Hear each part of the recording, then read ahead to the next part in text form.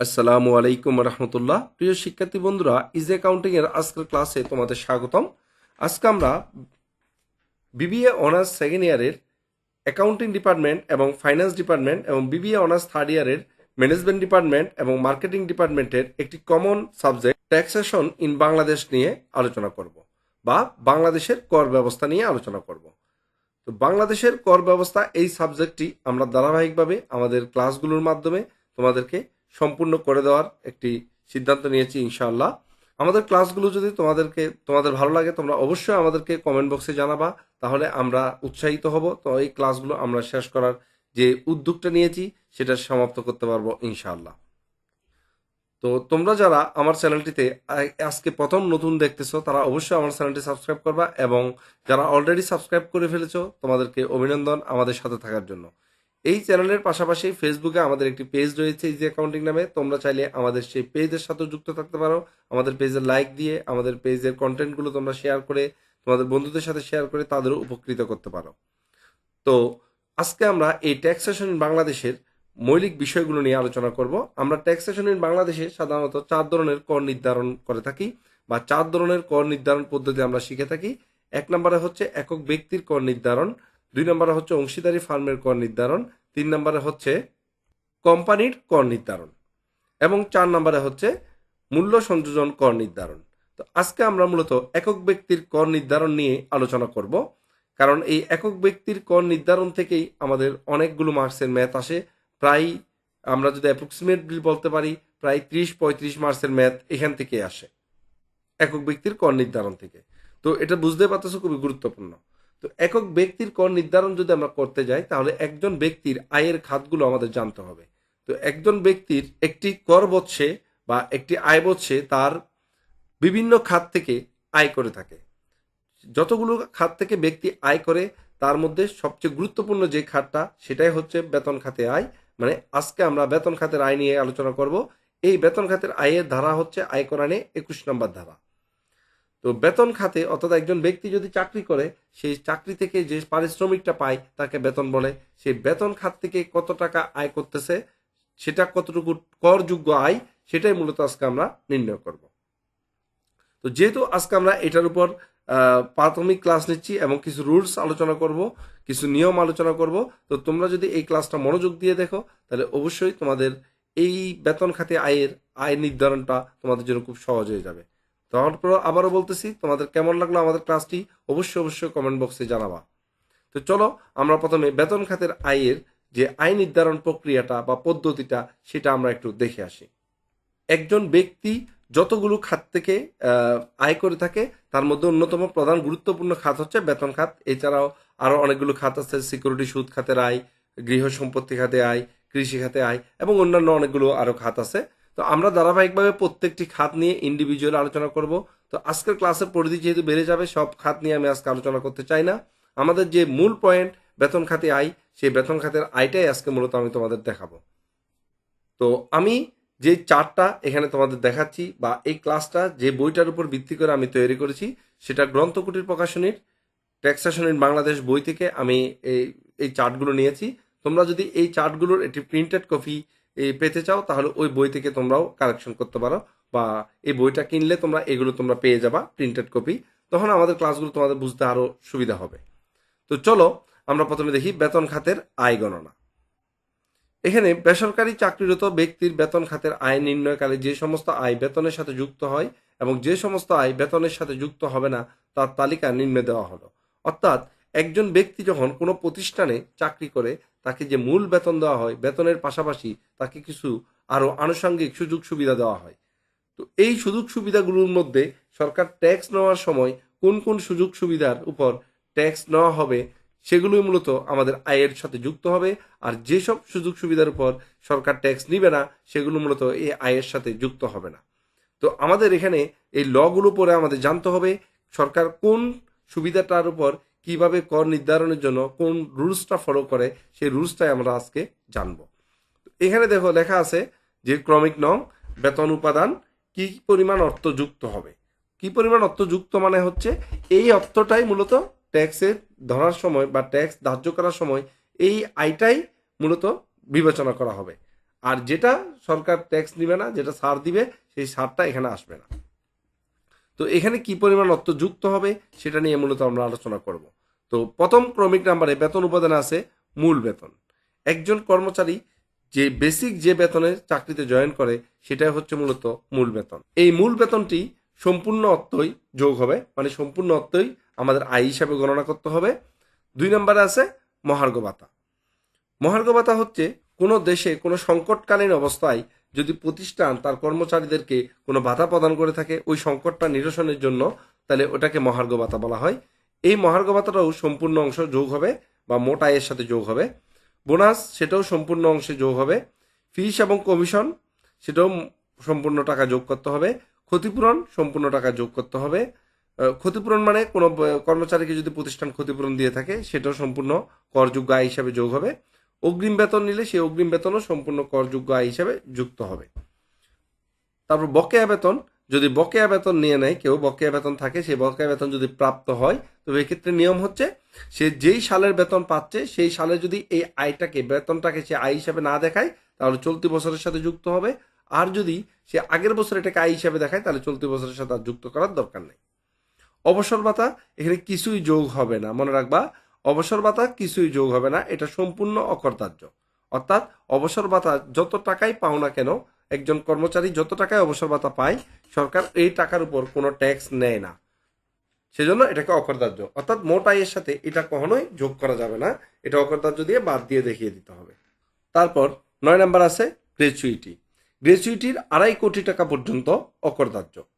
অর্থাৎ যদি কেউ কোনো গ্র্যাচুইটি পেয়ে থাকে, এই গ্র্যাচুইটির 2.5 কোটি টাকার বেশি যদি পায় সেটা করের মানে আয়ের সাথে যুক্ত হবে, কিন্তু 2.5 কোটি টাকার কম যদি পায় সেটা যুক্ত হবে না।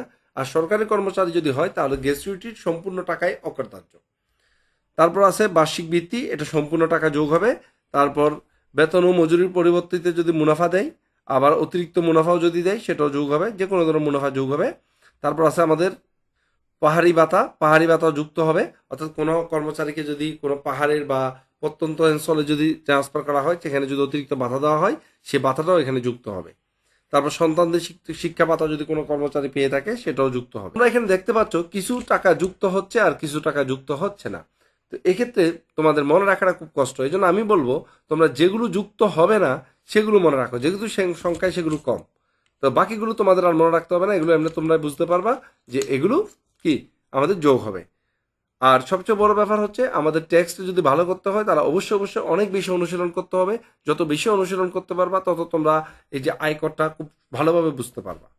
তো এই 14 নম্বর পর্যন্ত আমাদের শেষ। এবার আমরা চলে যাই 15 নম্বর।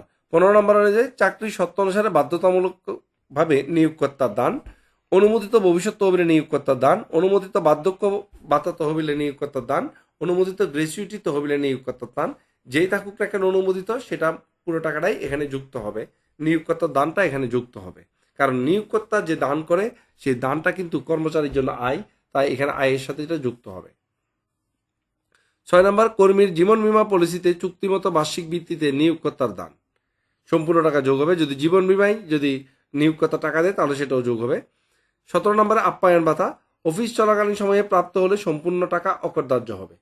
অর্থাৎ অফিস চলাকালীন সময়ে যদি কোনো আপ্যায়নের জন্য ভাতা দেওয়া হয়, অর্থাৎ দুপুরবেলা বা বিকেলবেলা নাস্তার জন্য কিছু টাকা দেওয়া হয় সেটা অকর্তার্য হবে। আদারওয়াইজ যদি এমনি নগদ টাকা দিয়ে দেওয়া হয় সরাসরি অফিস চলাকালীন সময়ের কথা উল্লেখ না করে তাহলে সে টাকাটা সরাসরি যোগ হবে, এটা মনে রাখবা। যদি অফিস চলাকালীন সময়ের জন্য দেয় তাহলে অকর্তার্য, আর যদি এমনি দিয়ে দেয় আপ্যায়ন ভাতা মাসিক একটা তাহলে সেটা কর্তার্য হবে। এবার আমরা একটা গুরুত্বপূর্ণ বিষয় দেখি, চিকিৎসা ভাতা, যেটা কিন্তু আমাদের প্রায় অঙ্কে থাকবে। চিকিৎসা ভাতা, এই চিকিৎসা ভাতার ক্ষেত্রে মূল বেতনের 10% বা বার্ষিক 1,20,000 টাকা, যেটি কম সেটুকু বাদে অবশিষ্ট আয়ের সাথে যুক্ত হবে। অর্থাৎ ধরো একজনের মূল বেতন ধরো আমরা ধরি 3 লাখ টাকা, তো একজনের মূল বেতন যদি 3 লাখ টাকা হয় 3 লাখের 10% 30,000 টাকা, 3 লাখের 10% 30,000 টাকা। এখন যদি ওই লোক 40,000 টাকা চিকিৎসা ভাতা পেয়ে থাকে তাহলে এখানে অকর্তার্য কতটুকু হবে? অকর্তার্য হবে মূল বেতনের 10% 30,000 টাকা আর 1,20,000 টাকা, এই দুইটার মধ্যে কম কোনটা? 30,000 টাকা। তার মানে 40,000 থেকে 30,000 বাদ দিয়ে বাকি 10,000 টাকা আমরা দেখিয়ে দিব। যেমন এখানে একটা ম্যাথ দেখতে পাচ্ছি আমরা, এখানে দেখো মূল বেতন 60,000 টাকা আর চিকিৎসা ভাতা পায় হচ্ছে 8,000 টাকা। তাহলে এখন আমরা চিকিৎসা ভাতাটাকে কিভাবে ট্রিট করব? তাহলে দেখো এখানে আমরা চিকিৎসা ভাতা লিখবো যে চিকিৎসা ভাতা 8,000 টাকা করে মাসে, সে কত পায়? 96,000 টাকা। এটা হচ্ছে তার প্রাপ্ত চিকিৎসা ভাতা। এবার সে কতটুকু ছাড় পাবে? ছাড়ের ক্ষেত্রে বলা ছিল বার্ষিক 1,20,000 টাকা অথবা মূল বেতনের 10%। তো মূল বেতন কত? মূল বেতন তো 7,20,000 টাকা, 60,000 টাকা করে 12 মাসে 7,20,000 টাকা। এই 7,20,000 টাকা 10% কত হয়? 72,000 টাকা। তাহলে এবার দেখো 1,20,000 টাকা এটা নিয়মের, এবং মূল বেতনের 10% 72,000 টাকা, এই দুইটার মধ্যে ছোট কোনটা? ছোট হচ্ছে 72,000 টাকা। তার মানে এই যে 72,000 টাকা হচ্ছে তার অকরদার্য।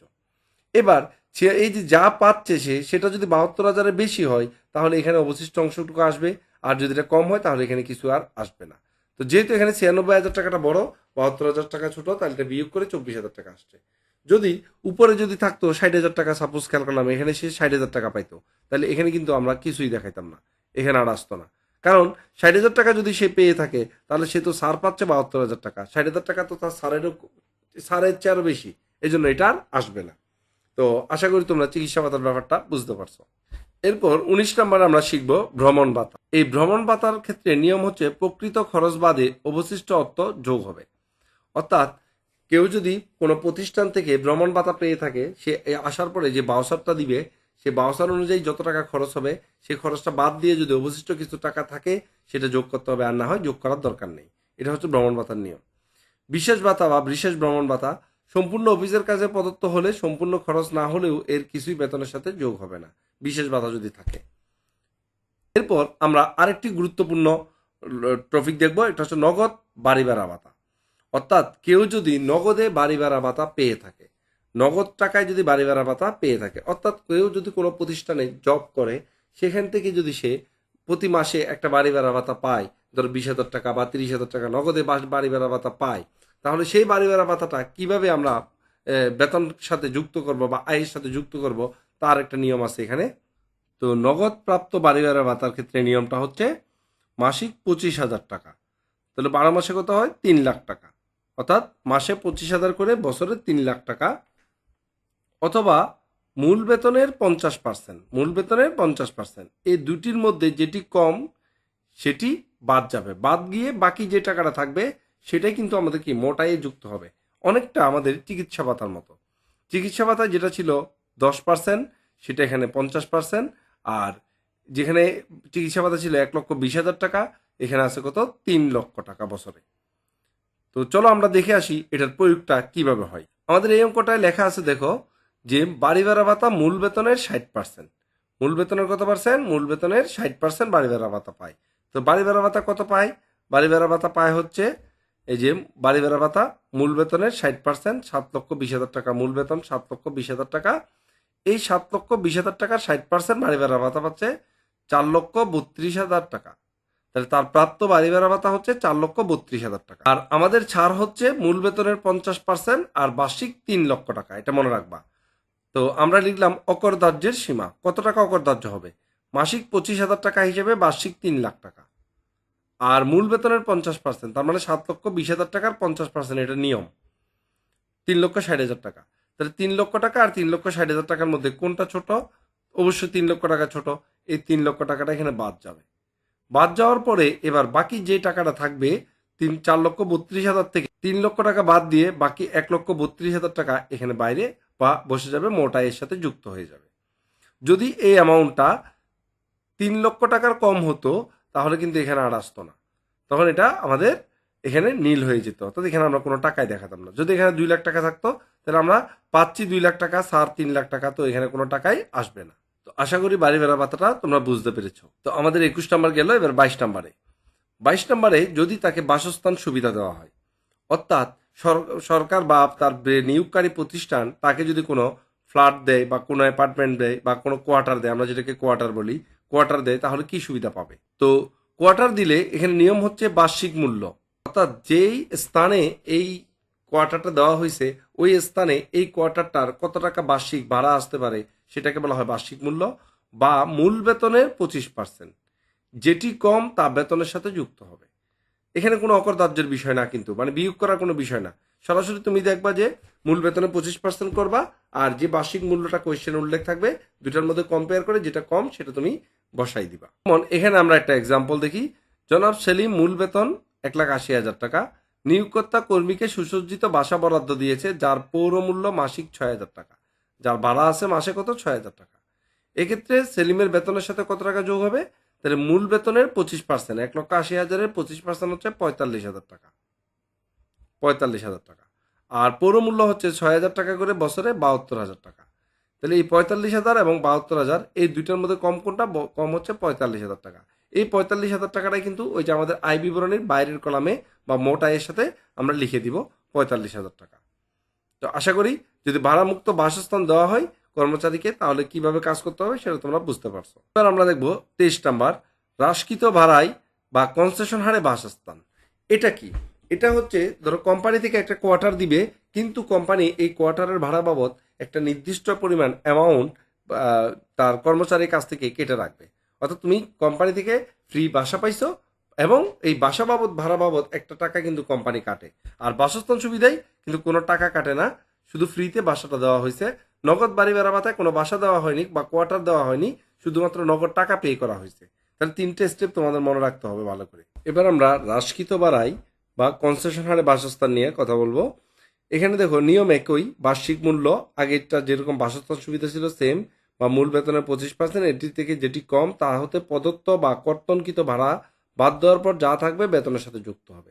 অর্থাৎ বাসস্থান সুবিধা পাইলে যে নিয়ম, হ্রাসকৃত ভাড়ায় একই নিয়ম, শুধুমাত্র হ্রাসকৃত ভাড়ায় যে ভাড়াটা কর্তন করা হয় সেই ভাড়াটা বাদ যায়। আমরা একটু উদাহরণ দেখলে বুঝতে পারবো। যেমন এখানে বলা আছে দেখো, মিস্টার হালিম বার্ষিক বেতন হচ্ছে 3 লাখ টাকা, কনসেশন হারে ভাড়ায় একটি সুসজ্জিত বাসস্থান দেওয়া হয়েছে। উক্ত বাসস্থানের জন্য মিস্টার হালিম মাসিক 3,000 টাকা ভাড়া প্রদান করেন। মাসে 3,000 টাকা করে ভাড়া কিন্তু প্রদান করতে হয়। তো এখানে আমরা কি দিব? মূল বেতনের 25% বা বার্ষিক ভাড়া মূল্য। এখন এখানে কিন্তু বার্ষিক ভাড়া মূল্য কত এটা বলা নাই। তো যেহেতু বলা নাই এটাকে আমরা আর আমলে নিব না। আমরা মূল বেতনের 25% 75,000 টাকা, এখান থেকে আমরা যে ভাড়াটা কর্তন করে 3,000 টাকা করে মাসে 12 মাসে 36,000 টাকা, এটা বাদ দিয়ে বাকিটা দেখাবো। তার মানে মূল বেতনের 25% বা ভাড়া মূল্য যে এই দুইটার মধ্যে যেটা কম সেটা যে টাকাটা আসবে সেখান থেকে আমরা যে প্রকৃত কর্তনকৃত ভাড়াটা বাদ দিলেই কিন্তু আমরা এই যে হ্রাসকৃত হারে কর্তন সুবিধার ম্যাটটা দেখতে পারবো। আশা করি তোমরা হ্রাসকৃত বা কনসেশন হারে বাসস্থানটা বুঝতে পারছো। এবার আমরা দেখবো যাতায়াত ভাতা বা যাতায়াত ভাড়া। তো যদি কোম্পানি যাতায়াত ভাতা নগদে দিয়ে থাকে, নিয়োগকর্তা কোনো গাড়ি প্রদান না করলে প্রাপ্ত নগদ যানবাহন ভাতা 30,000 টাকার অতিরিক্ত বেতনের সাথে যুক্ত হবে। অর্থাৎ 30,000 টাকার অতিরিক্ত যেটুক বেশি পাবে ওটুক বেতনের সাথে যুক্ত হবে। ধরো কেউ যদি যাতায়াত ভাতা পায় 10,000 টাকা, এর মধ্যে তার সারের পরিমাণ কত? 30,000 টাকা। এখানে কিন্তু কোনো ভাড়ার টাকাই যুক্ত হবে না। কিন্তু কেউ যদি যাতায়াত ভাতা পায় ধরো 50,000 টাকা, তার তো সার কত? 30,000 টাকা পর্যন্ত সার, তাহলে বাকি 20,000 টাকা আয়ের সাথে যুক্ত হবে। তো আশা করি এটা তোমরা বুঝতে পারছো যে যাতায়াত ভাতা 30,000 টাকার বেশি পাইলে মোটা এর সাথে অতিরিক্ত অংশটুকু আসবে, আর না হয় আসবে না। এবার আমরা দেখবো 25 নাম্বার, যানবাহন সুবিধা। অর্থাৎ নিয়োগকর্তা যদি তাকে বাইরে এবং ব্যক্তিগত কাজে ব্যবহারের জন্য কোনো গাড়ি দিয়ে থাকে, অর্থাৎ প্রাইভেট কার যদি কোনো একটা ব্যক্তিগত এবং তার কোম্পানির কাজে ব্যবহারের জন্য যদি কোনো গাড়ি দিয়ে থাকে, তাহলে এখানে মূল বেতনের 5%, যেটা আমাদের ওই চিকিৎসা ভাতা ছিল 10%, অথবা মূল বেতনের 5% বা 60,000 টাকা, বার্ষিক 60,000 টাকা, এটা মূল বেতনের না, বার্ষিক 60,000 টাকা। এই দুটির মধ্যে যেটি বড় সেটি বেতনের সাথে যুক্ত হবে। যেটি বড়, অন্যান্য সব জায়গায় কিন্তু ছোটটি, কিন্তু এই জায়গায় কিন্তু যেটি বড় সেটি বেতনের সাথে যোগ হবে। এক্ষেত্রে যানবাহন ভাতা পেলে অতিরিক্ত ভাতা হিসেবে তা বেতনের সাথে যোগ হবে। অর্থাৎ এরপরে যদি সে আবার যানবাহন ভাতাও পায়, অর্থাৎ অফিস থেকে যদি গাড়িও পাইছে আবার যদি যানবাহন ভাতাও পায়, তাহলে অতিরিক্ত ভাড়া হিসেবে যানবাহন ভাতাটা যুক্ত হবে। যেমন আমরা যদি এখানে একটু উদাহরণ দেখি, জনাব বাহারের মূল বেতন হচ্ছে 1,20,000 টাকা। এক্ষেত্রে যানবাহন ভাতা বাবদ সে বেতন খাতের আয়ের সাথে যুক্ত হবে কত? 1,20,000 টাকার 5% 6,000 টাকা, অথবা 60,000 টাকা। এই দুটার মধ্যে কোনটা বেশি? এটার মধ্যে আমাদের বেশি হচ্ছে 60,000 টাকা। এই 60,000 টাকা তার আয়ের সাথে যুক্ত হবে। আশা করি বুঝতে পারছো। এবার আমরা অতিরিক্ত যাতায়াত ভাতা যদি পাই, এখানে বলা থাকে জনাব মান্নান আকন্দের বার্ষিক মূল বেতন হচ্ছে 2,80,000 টাকা। তিনি যাতায়াতের জন্য একটি গাড়ি পান এবং যাতায়াত ভাতা বাবদ আরো নগদে 20,000 টাকা পায়। তার মানে গাড়িও পাইছে আবার নগদও পাইছে। এক্ষেত্রে কি হবে? যেটা গাড়ি পাইছে গাড়ির জন্য মূল বেতনে 5% আর 60,000 টাকা, এই দুটার মধ্যে যেটা বড় সেটা আসবে। আর যানবাহন ভাতা বাবদ যেটা সে 20,000 টাকা পায়, সে 20,000 টাকা সরাসরি যোগ করে লিখতে হবে। তো আশা করি তোমরা যাতায়াত ভাতাটা বুঝতে পারছো। এরপর আমরা দেখব অনুমোদিত প্রভিডেন্ট ফান্ডে বা ভবিষ্যৎ তহবিলে সুদ। এক্ষেত্রে মনে রাখবা 14.5% হারে নির্ণীত সুদ, অর্থাৎ অনুমোদিত ভবিষ্যৎ তহবিলে যে সুদটা পাওয়া যাবে সেটাকে আমরা 14.5-তে কনভার্ট করব। তো 14.5% হারে নির্ণীত সুদ বা মূল বেতনের 3/1 এই দুইটার মধ্যে যেটি কম তা বেতনের সাথে যুক্ত হবে। অর্থাৎ 14.5% হারে নির্ণীত সুদ এবং মূল বেতনের 3/1 যেটি কম তার চেয়ে অতিরিক্ত যেটুকু আমরা বেশি পাবো সেটা বেতনের সাথে যুক্ত হবে। এক্ষেত্রে বেতন বলতে মূল বেতন বা মহার্ঘ ও মহার্ঘ ভাতা বোঝায়। আচ্ছা, তো অনুমোদিত ভবিষ্যৎ তহবিলের যে সুদটা আছে সেটাকে আমরা 14.5-তে কিভাবে নির্ণয় করব, সেটা হচ্ছে যত পার্সেন্ট হারে পাই। যেমন আমরা যদি 15% হারে সুদ পাই তাহলে 15 দিয়ে ভাগ 14.5 দিয়ে গুণ। যদি আমরা 18% হারে সুদ পাই তাহলে 18 দিয়ে ভাগ 14.5 দিয়ে গুণ দিলেই 14.5%-এ কনভার্ট হয়ে যাবে। তারপর অফিস প্রাঙ্গণে নিয়োগকর্তা কর্তৃক বিনামূল্যে চা কফি ইত্যাদি কোনো টাকায় আসবে না।